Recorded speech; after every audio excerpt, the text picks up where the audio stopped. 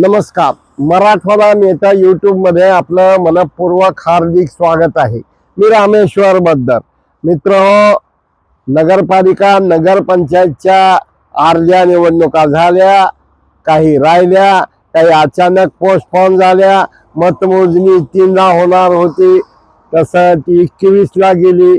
आता महानगरपालिका होणार की जिल्हा परिषद होणार, पण जिल्हा परिषदचा विचार करत असताना नांदेड जिल्हा आणि लातूर जिल्ह्याचा आपण अभ्यास करणार आहोत. लातूर जिल्ह्यामध्ये काँग्रेसचा एक आमदार अमित देशमुख आहेत, भाजपचे 3 आमदार रमेश कराड, अभिमन्यू पवार आणि संभाजीराव पाटील निलंगेकर आहेत. राष्ट्रवादीचे 2 आमदार, एक संजय बनसोडे आणि दुसरं बाबासाहेब पाटील आहेत. आणि अशा एका परिस्थितीमध्ये कसं कसं होणार, युती होणार का नाही होणार, आणि आता कसं वाटतंय अशा प्रकारचं चित्र निर्माण होणार का, अशा एका परिस्थितीमध्ये रेणापूरमध्ये रमेश कराड हे बाजी प्रभू सारखं लढणार.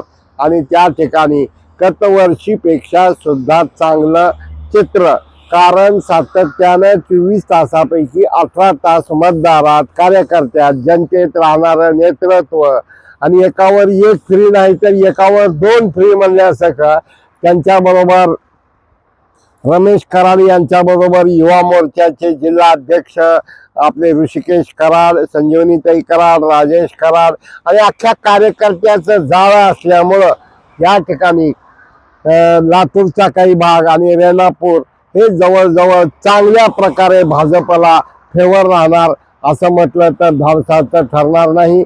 अमित देशमुख यांच्या मतदारसंघात 1 किंवा 2 जिल्हा परिषदच्या जागा येतात, तिथेही काय होईल काही सांगता येत नाही. प्रिन्स सारखं वागणं असल्यामुळे जाने कहा गए वो दिन असं चित्र निर्माण झाले. औशामध्ये अभिमन्यू पवार मिनी मुख्यमंत्री या नावामुळं त्यांना अनेक मतदारसंघामध्ये इकडं दिनकर माने आहेत, इकडं उजनीला लोखंडे आहेत, मातोळ्याला किल्लारीला, नंतर कासार शिर्षीमध्ये गुन्हेगारी विश्व, खरोसा, अशा एकंदरीत परिस्थितीमध्ये काय काय होतंय हे औशाच्या नगरपालिकेच्या निकालानंतर बरंच काही आपल्याला सांगता येऊ शकतंय. आता राहिला मतदारसंघ म्हणजे निलंगा. संभाजीराव पाटील निलंगेकर, त्यांच्याकडे संभाजीराव बरोबर मास्टरमाइंड अरविंद पाटील आहेत, तेही प्रयत्न करत आहेत. त्यांच्याकडे 3 तालुके आहेत, निलंगा तालुका, देवणी तालुका, शिरवानपाळ तालुका. आणि संभाजीराव पाटील, शिरवानपाळकर हे तुतारी घेऊन निघालेले आहेत. यावेळा ते काय काय भूमिका घेणार, देवणीमध्ये काय होणार आणि निलंग्यामध्ये अजित माने काय करणार, किंवा त्या ठिकाणी आपले अभयदादा काय करणार, हे जरी सांगता येत नसलं तरी अटीतटीची कुस्ती होणार हे खरं. तिकडं पाहिल्यानंतर आपले संजय बनसोडे, उदगीर आणि जळकोट खूप चांगल्या प्रकारे जनसंपर्क आहे, पण लक्ष्मी दर्शन शिवाय मत मिळत नाही आणि लोकांनी अपेक्षा प्रचंड उंचावून ठेवलेल्या आहेत. त्यामुळे उदगीर आणि जळकोटमध्ये संजय बनसोडे युती करणार का नाही करणार, कारण त्यांनी नगरपालिकेला प्रयत्न केला.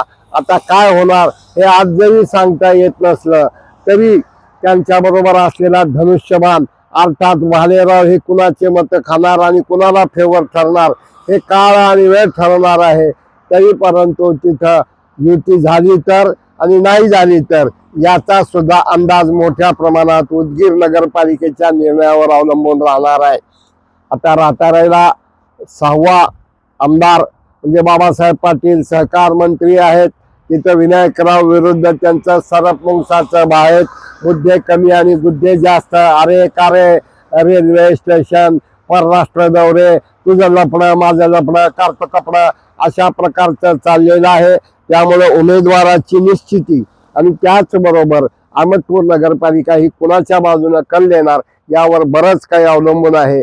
इथं सुद्धा युती होणार का नाही हे सांगता येत नाही. एकंदरीत युती आणि आघाडी हे दोन्हीही होणार की नाही होणार, आणि आम्ही अंतिम याद्या झाल्यावर बरंच काही ठरू शकतंय असं एकंदरीत लातूर जिल्ह्याचं चित्र आहे.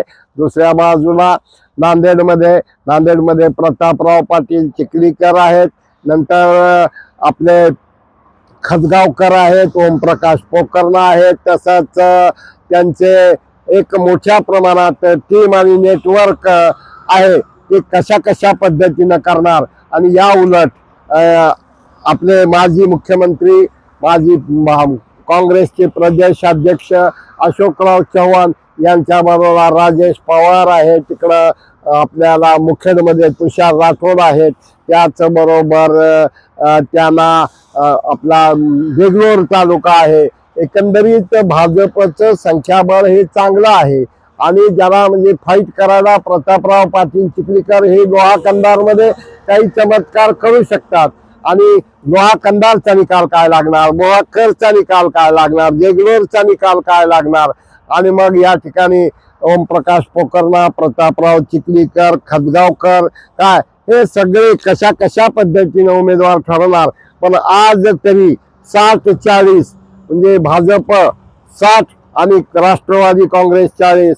मग यामध्ये काँग्रेस हे पुन्हा आघाडी करणार का, आघाडी नाही केला तर कुणाचे मत खाणार, अशा प्रकारचं चित्र असून एकंदरीत नांदेडमध्ये आज तरी प्रतापरावांना त्यांचा मुलगा भाचा मुलगी यांच्यासाठी प्रयत्न करावे लागणार. तिथं काँग्रेस काय रोल घेणार, मग युत्या होणार का, आघाड्या होणार का, आणि एकंदरीत पाहत असताना आज तरी ज्या पद्धतीनं लातूरमध्ये भाजपला जसं 60% भाजप आणि 40% इतर सगळे मिळून राहू शकतात काय, मग भाजप बरोबर आलं की 2 आमदार काय काय करणार.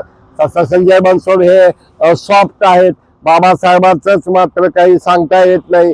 तसं तिकडं तुषार राठोड असतील, राजेश पवार असतील किंवा आपले माहूरचे आमदार असतील किंवा देगलूरचे आमदार असतील, एकंदरीत म्हणजे मजेशीर वातावरण आणि तिकडं 60% भाजप आणि 40% मध्ये काँग्रेस आणि राष्ट्रवादी काँग्रेस अशा प्रकारचं चित्र राहणार आहे. मित्र बिनधास्त बोला, बेधडक बोला, काय वाटतंय ते बोला, पण एकंदरीत आजच्या परिस्थिती पाहताना या ठिकाणी लातूरमध्ये थोडं म्हणजे भाजप, राष्ट्रवादी आणि काँग्रेस 1, 2, 3 आणि तिकडं जर पाहिलं तर भाजप, राष्ट्रवादी आणि काँग्रेस दोन्हीकडेही राष्ट्रवादी क्रमांक 2 वर होऊ शकतं. पाहूया या नगरपालिकेच्या निवडणुकीनंतर काय काय होतंय, काय काय नाही. आम्हाला जे वाटलं ते आम्ही बोललो, तुम्हाला जे वाटतंय ते तुम्ही बोला. नमस्कार मित्र हो, मराठवाडा नेता यूट्यूब शेअर करा, सबस्क्राईब करा, लाईक करा. धन्यवाद. अखंड 40 वर्षांचा प्रवास, जनतेचा विश्वास, लोकशाहीचा श्वास. अन्याय, अत्याचार, भ्रष्टाचारांना फास, आधुनिकतेची धरून कास. दैनिक मराठवाडा नेता, जे लातूरात तेच नांदेड, बीड, हिंगोली, धाराशिवसह महाराष्ट्रात आणि देशात सर्वांचा चाहता मराठवाडा नेता.